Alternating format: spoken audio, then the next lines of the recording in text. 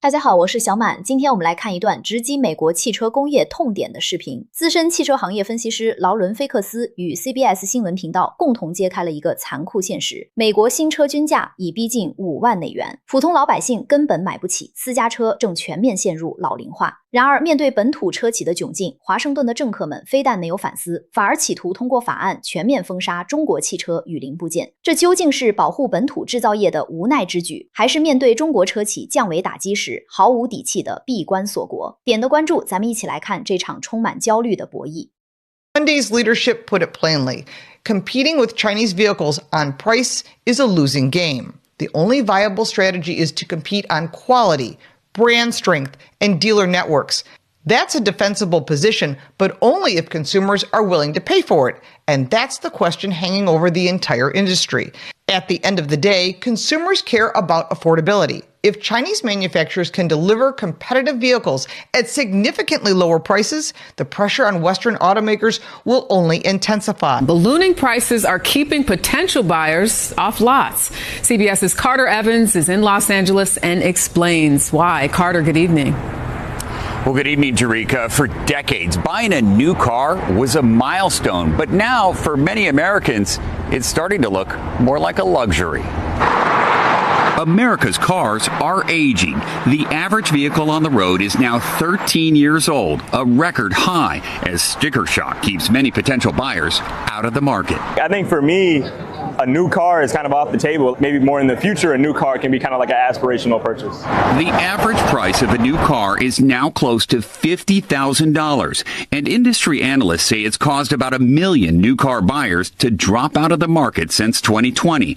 But dealers say it's not just car prices holding people back. With those other factors, insurance and interest rates, is going to continue to weigh on the affordability factor for customers. Brian Benstock, general manager of Paragon Honda in New York City, says inflation and rising gas prices are all adding pressure.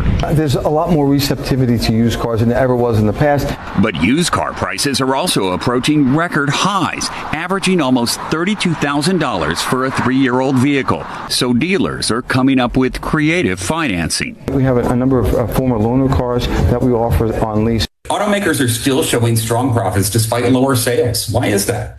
Although they are selling at lower volume, they are selling larger vehicles, more expensive vehicles, vehicles with more equipment, and that leads to higher margins, which ultimately leads to more profitability. What happens next really depends on automakers. Will they start producing more cars that Americans can actually afford, or will they keep chasing bigger profits on more expensive vehicles like SUVs? If you think the debate over Chinese vehicles is about cheaper cars showing up in American dealerships, you're missing the bigger story. It's one policymakers in Washington are no longer willing to ignore. A new legislative ban on Chinese cars and auto parts from entering the U.S. market isn't just about trade. It's about control of technology, supply chains, data, and ultimately the future of the American auto industry. And this time, the tone has shifted.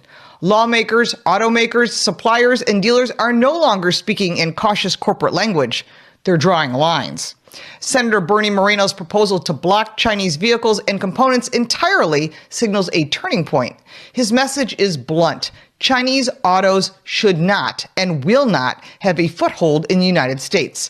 And it's not an incremental policy tweak, it's a full stop. The results will shape not just what you drive, but who controls the industry that builds it. And the impact is more than just that. The stakes are massive. Automobiles account for more than a fifth of the trade between the United States, Mexico, and Canada. And this isn't a niche sector. It's the backbone of North American manufacturing. And now it's being tested by a global competitor that plays by a very different set of rules. While the United States tightens restrictions, the global response is fractured. Europe has imposed steep tariffs on Chinese electric vehicles, arguing that they are being dumped below cost, which is true. And this has impacted their economy and jobs in a very negative way. Meanwhile, Canada has taken a very different path, agreeing to allow 49,000 Chinese EVs into its market. That divergence matters because supply chains don't respect borders. Washington is already signaling that any backdoor entry through Canada or otherwise will be shut down. The message is clear. If Chinese vehicles can't come in directly, they won't be allowed to sneak in indirectly. But this isn't happening in a vacuum. The Biden administration already laid the groundwork with executive actions restricting Chinese auto parts, particularly over concerns tied to software, parts, and hardware vulnerability. Now apply that reality to modern vehicles, which are essentially rolling computers. The risk isn't just about where the car is built. It's about who controls the software, the data, and the connectivity embedded inside it. And that's why Moreno's proposal aims to close those loopholes, not just in manufacturing, but in partnerships, software integration, and component sourcing. It's an attempt to address a problem that has been growing quietly for years. And here's where it gets interesting. The auto industry itself is now pushing back. In fact, major industry groups representing automakers, dealers, and suppliers are now urging Washington to go further. Their warning is direct. Whether Chinese vehicles are imported or built domestically, the risks and market distortions remain the same. In other words, simply allowing Chinese companies to build factories in the U.S. soil doesn't solve the problem. It may just relocate it. That put policymakers in a difficult position. On one hand, there's an appeal of investment, jobs, and manufacturing, building Chinese cars here. On the other hand, there's a reality that control of the technology and supply chain may still sit overseas. And at the same time, the global auto industry is undergoing a transformation that's moving faster than many legacy automakers anticipated. And no one has captured that urgency better than Toyota's leadership. When one of the most disciplined and successful manufacturers in history starts talking about survival, people should be paying attention. The warning wasn't subtle. The message was that the industry's old habits, its cost structures, its processes, even its assumptions are no longer sufficient. This isn't about minor adjustments. It's about a fundamental change. China's advantage isn't just about building cheaper cars. That's the headline. But it's not the story. The real advantage lies in scale and control. Chinese companies dominate in battery production, controlling roughly 80% of the global output. Batteries are the most expensive and critical component in electric vehicles, hybrids, and gas-powered cars because of all the technology. And control over that market translates directly to pricing power and speed. Larger batteries on hybrids and high-tech vehicles, well, they just keep getting larger and larger and demanding more power. And companies like BYD aren't just building vehicles. They're controlling the ecosystem with batteries, software, charging infrastructure, and more. That level of vertical integration allows them to move faster and cheaper than companies who rely on fragmented global supply chains. And it doesn't stop there. Technology firms are entering the automotive space with a different mindset. They're not burdened by decades of legacy systems or manufacturing inertia. They're focusing on speed, software, and scalability. For traditional automakers, that creates a different kind of pressure. It's no longer just about building a better car. It's about building a faster, cheaper, and a smarter vehicle while navigating regulatory uncertainty that seems to shift with every election cycle. That regulatory instability is another issue the industry is quietly raising. Executives are increasingly frustrated with what they call whiplash, a constant rewriting of the rules that makes long-term planning nearly impossible. 2 years ago, the push was toward full electrification. Today, that momentum has slowed and the market is shifting toward hybrids, and automakers are adjusting in real time. But the cost of those pivots is enormous. Hyundai's leadership put it plainly. Competing with Chinese vehicles on price is a losing game. The only viable strategy is to compete on quality, brand strength, and dealer networks.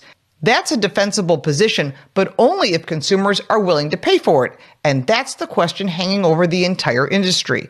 At the end of the day, consumers care about affordability. If Chinese manufacturers can deliver competitive vehicles at significantly lower prices, the pressure on Western automakers will only intensify. And that's why this debate isn't going away. It's going to escalate.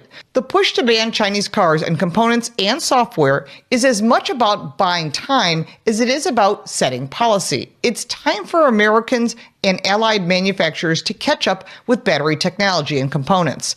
It's time to rebuild supply chains. It's time to figure out how to compete in a market that has fundamentally changed. But that time alone won't fix the problem. The U.S. still has enormous advantages in engineering talent, brand loyalty, and a dealer network that remains one of the strongest in the world. But those advantages aren't guaranteed. They have to be reinforced with competitive products, realistic pricing, and a clear strategy. Right now, that strategy is still taking shape. What is clear is that the industry is entering a new phase, one that is not just defined by innovation, but by geopolitical tensions. Cars are no longer just transportation. They are data hubs, technology platforms, and strategic assets. And that changes everything. And this isn't about keeping Chinese cars out. It's about deciding what kind of auto industry the United States wants to have and who gets to control it. If the last few years have shown anything, it's that once you lose control of supply chain, getting it back is a lot harder than anyone expects. And this time, the consequences go far beyond the showroom floor. 看完了，真是令人唏嘘。小满最大的感触是，整个西方汽车制造业的心态已经发生了根本性的扭曲与转变。过去那种居高临下作为行业规则制定者的傲慢荡然无存，取而代之的是深深的焦虑，甚至是恐慌。正如视频中所展现的，连一向稳扎稳打的行业巨头都在谈论生存问题，而美国政客更是急不可耐的要直接掀桌子，搞一刀切的绝对封杀。这种心态崩塌的背后，是他们意识到自己面对的不再是单一产品的竞争，而是中国新能源汽车在电池、软件、全产业链以及规模化上的绝对统御力。如今的美国车企只能靠推高大型 SUV 售价，拼命榨取本土消费者的钱包，来维持虚高的利润，导致上百万潜在买家被迫退出市场。封杀中国车，本质上是美国制造业在全线溃败时，企图用政治手段强行为自己买时间。但靠筑起高墙、闭关锁国，真的有用吗？这无异于饮鸩止渴。全球供应链的演进不以政客的意志为转移，用行政手段保护落后产能，只会让美国在技术迭代的狂飙中彻底掉队。中国汽车正在重塑全球出行的底层逻辑，而美国似乎已经在这场攸关国运的产业交锋中彻底失去了直面竞争的勇气。